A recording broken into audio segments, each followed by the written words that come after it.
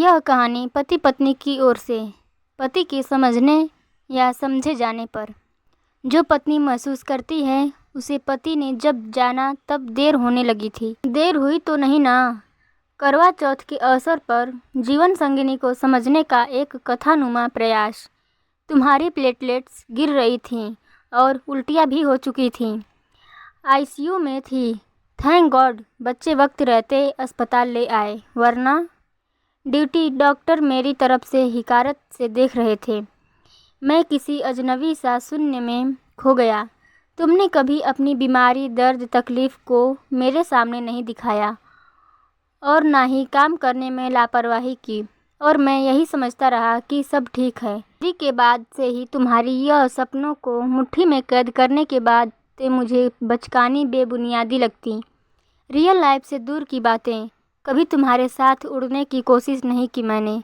तुमने घर बाहर की जिम्मेदारी से मुझे मुक्त कर दिया तो मैं आराम तलब होता चला गया। चाय, टॉवेल, कपड़े, खाना सब हाथ में देती तुम।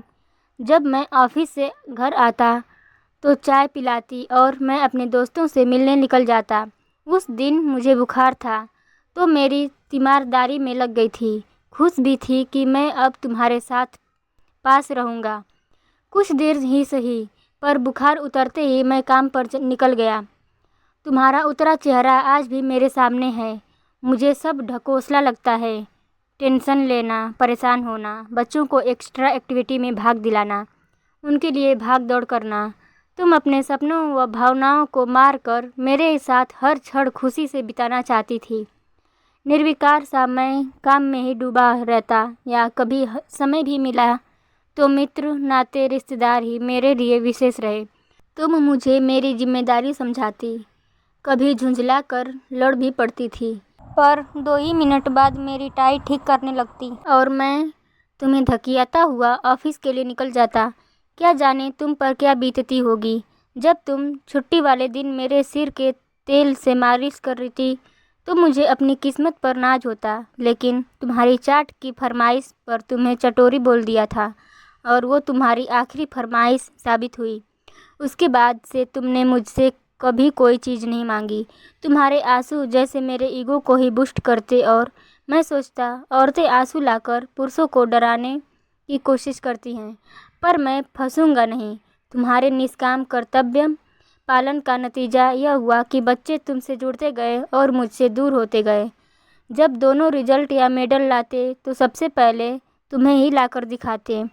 मेरे परिवार वाले भी तुमसे हमेशा खुश ही रहते थे।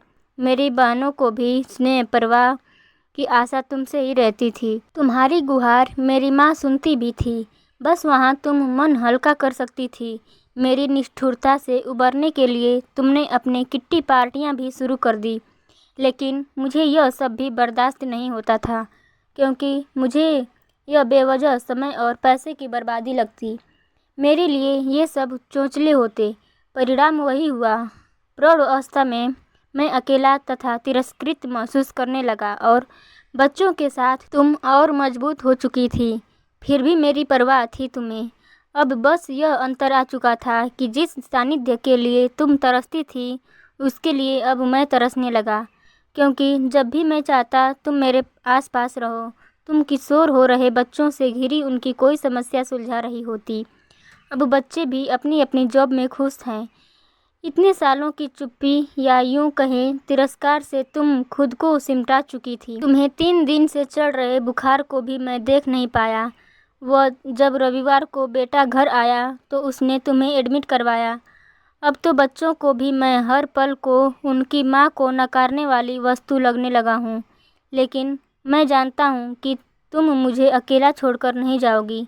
जिंदगी भर मैं खुद को तृप्त समझता रहा और तुम तृषित रही। आज मैं तृषित हूँ, तुम तृप्त दिखाई दे रही हो।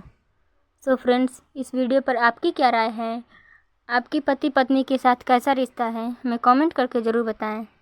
Thanks for watching.